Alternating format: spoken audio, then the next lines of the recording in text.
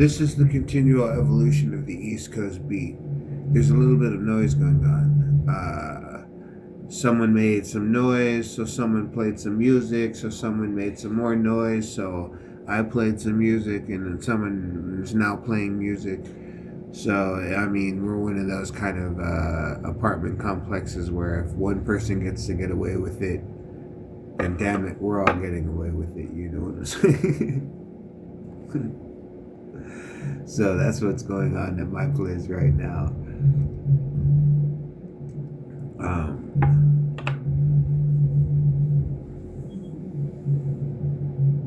So there's this thought going that there has to be an end to the search. Like there has to be an answer to the question. There has to be an end to the search. And the older I get, the more I come to realize that that is not how that works. You always know the answers. It's just that sometimes that's not the answer for that time. That's not the answer to that question. That's not the end to that sentence. Not today. You know what I'm saying? And that's how life seems to be for me as I get older. Is it makes, as things happen, it makes more sense to me. Okay, that makes more sense. You know what I'm saying? That these string of events would happen in my life makes more sense to me as I get older, so I can take it in a different stride. You know what I'm saying? So, at one point in my life, I read about medieval Europe and suits of armor and knights and warfare and the invention of the gun and then the cannon and then this, and then at 18 I ended up in a cavalry unit in Europe. What can I say? That's just how it worked out for me. You know what I can say. So how do I live my life these days? Well, I've done this and I've done that. At one point I was on the council. We did quite well. But nowadays I'm just floating, you know what I'm saying? Living the everyday, going to physical therapy, spending time trying to, at the clubhouse, just, like I said, sometimes I just want to tell these people, maybe that's why you're homeless. Like maybe how you're behaving right now is how you're homeless. But then sometimes I behave like that, and that really surprises me and scares me too.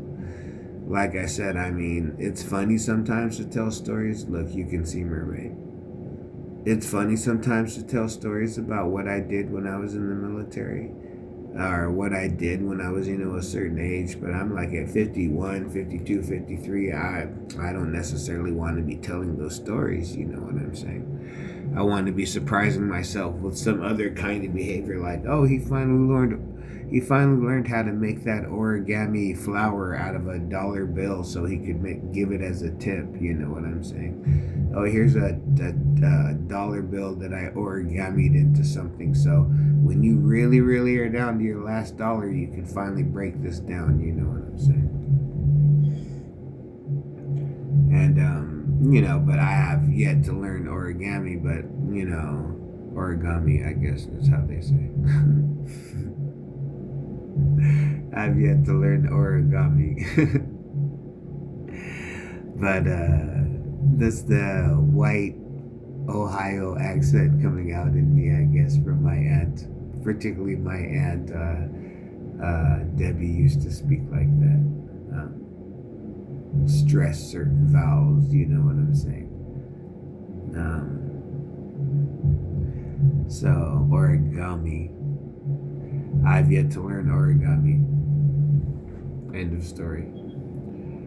But no, so in the continual evolution of things, there will be struggles that you'll find yourself having, maybe for your entire life. I'm 51 years old, and I still struggle against some of the same struggles I've always had. Some of the same moral dilemmas that I've always had as a child, I still have to this day.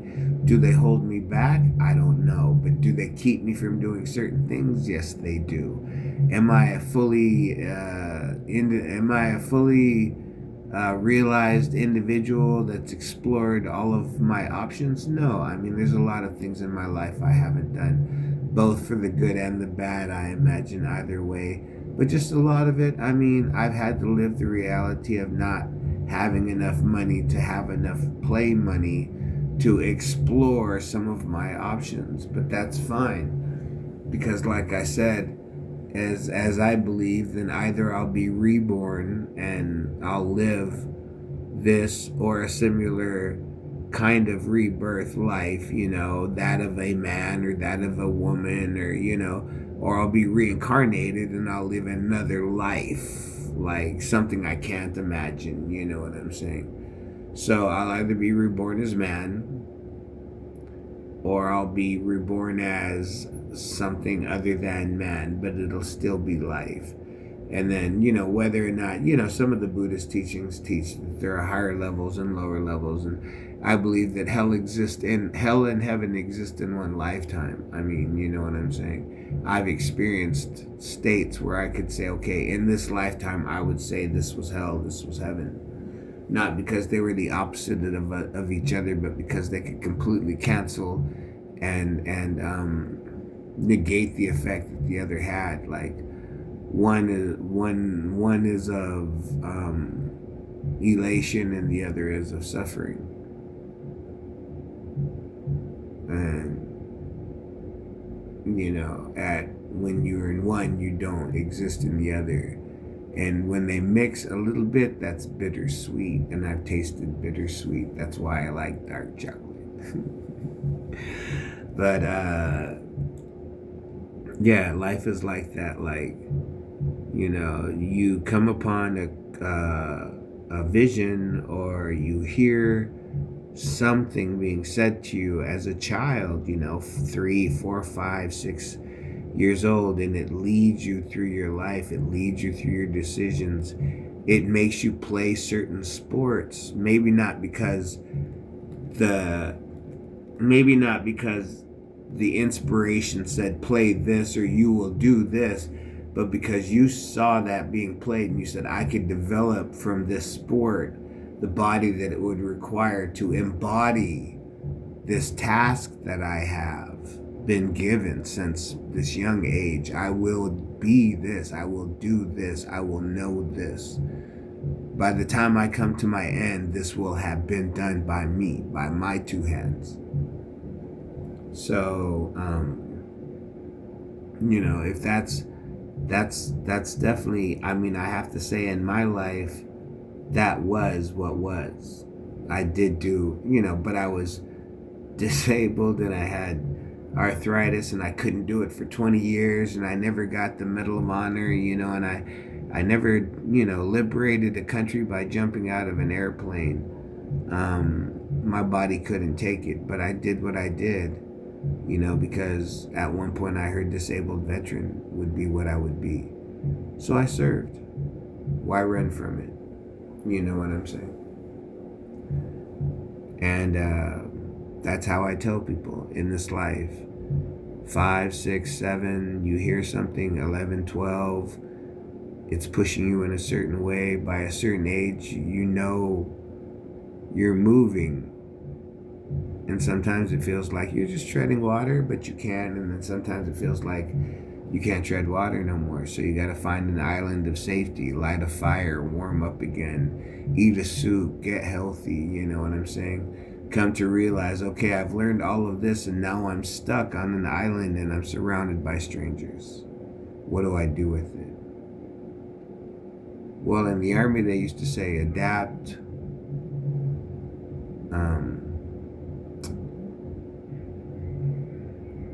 basically evolve, and then overcome. What can I say? When life hits you in a certain way and you stumble and you fall or you stumble and fall, and when you get back up again, realize as you're getting back up again, okay, what did I learn? What can I do about this? And if anything, and then just keep on trucking. You got a lesson learned, a scar on your knee, ripped shirt. You got something to remind you of that time. You know what I'm saying?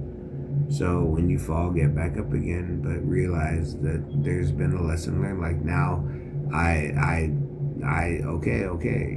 I have more physical limitations than I used to. That's fine. But that doesn't take away from the fact that I've already been halfway around the world. I didn't work my whole life and then retire at the young age of 55 and travel Europe. I was an 18-year-old soldier in Europe on my weekends off, sleeping in at my Hungarian girlfriend's house and waking up to coffee and goulash. That's what I was. So, because I followed the breeze, I followed the whispers in the ear. What can I say? The East Coast beat, we will not be denied.